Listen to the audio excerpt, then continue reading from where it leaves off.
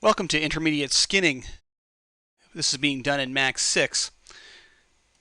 And this DVD takes into consideration that the person working with it has some knowledge of Max, Max's rigging, either has done their own rigging at an intermediate level, or has done rigging DVDs 1 and 2 of my series to explain how the rig works. And as we're not just going to be working with skin in this DVD, we're also going to be adding bones, stretch bones, and adjusting the rig that we have to make it work as we're doing the skinning process.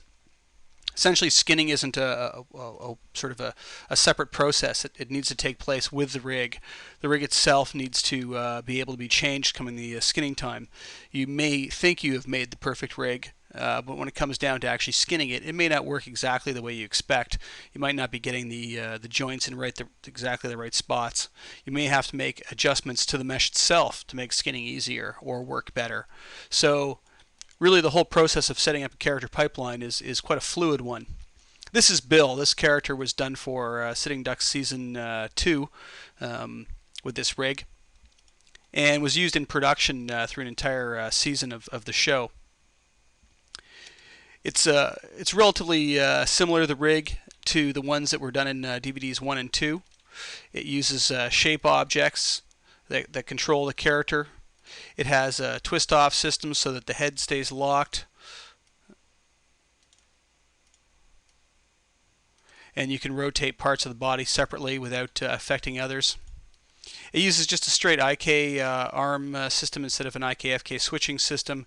This is just done for simplicity's reasons. And we really didn't think we were going to need it. It uses the same sorts of hand setup with control panels, which actually can't be shown because I don't have character was done in version 4 of Max, actually Alpha Max 4, and therefore I had to write some proprietary scripted plugins to get the hand controls and stuff to work properly, and I don't run those anymore, so they don't show up. All of the controls for the feet were actually on screen. I now put them, as you can see in the Ogre rig, I put them into a control panel that just kind of cleans up the interface a bit, as this got really messy, especially with all of the controls, as the feet actually have intermediary bend areas because they're big paddles, big flat paddles with quite a soft flex to them. Character uses 2 rings around the waist. This is something that isn't in the Ogre rig that I showed, but the idea being here is that the inner one doesn't take the hands. The outer one does. This way that you can actually walk cycles and animation that doesn't require the hands to be locked down can be done with the outer ring. However, you can walk the character up to something, place a hand down on something, and then animate the character's main mass with the inner rig, and it'll leave the hands locked down. This is just to avoid having to do link constraints or position orientation constraints on the hands all the time. It's kind of a one-time thing in a scene, but it'll cover about 90% of the cases where it's needed. These characters had to be pumped out really, really fast too, so they were kept quite simple. The rigs only have 1 twist bone in the arm, just because of the you can see the small bone in here, just because of how short the arm was. This is also a problem for the arm for the most part, because they were so short. It was really hard to get any kind of twist out of them without them starting to rip apart. Even if I tried to add more twist bones, it would have been difficult. Skinning this character and getting it to be able to bend and flex correctly was relatively easy. This kind of character is a thin, noodly character for the most part.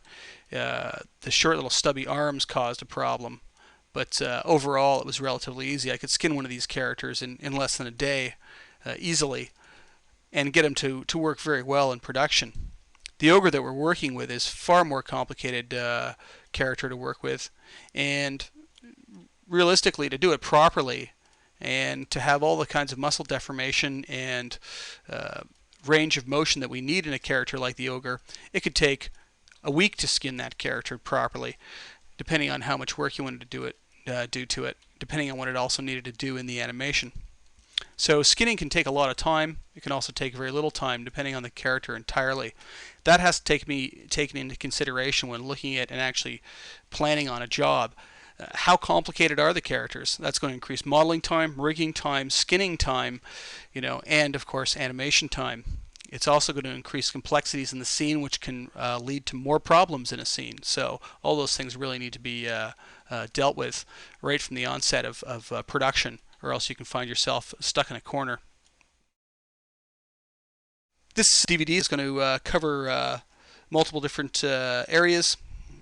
We're going to work with envelopes and mirroring first, including and excluding then of vertices, vertex weighting using paint weights and the other methods available. We're going to look at paint blend weights, which in Max 6 is actually a hidden feature, and a script that I have on my site at paulneal.com will allow you to be able to get access to the blend weights, which is like blurring weights, and a great tool, and makes it very fast and easy to set up your weighting. Adding muscle bones and using stretchy bones for muscles to get better joint deformations in areas like the shoulder. Tweaking skin, which is an area that I'm just covering where I'm showing what I've done to it and the changes I've made without having to have you sit through it all, just painting and tweaking all the weights, and I then discuss what I did to show you how to get to that point. Show you how to use deformers on the elbows and on the knees of the character, and then showing you how to work with dynamic spring controllers on the belly so that the belly bounces automatically. And then I'll show you also how to write a script for turning off all of the spring controllers in a scene, because they are time dependent and can get quite slow during animation, so you need to be able to shut them down while you're animating and then turn them on for animation. The last chapter will be the skin utilities, and we'll show you how to extract the skin data from one mesh and apply it to another, or in this case actually from the right side to the left side of a character if they weren't identical and the mirror tool was not able to be used. I hope you enjoy the DVD, and on to our first chapter.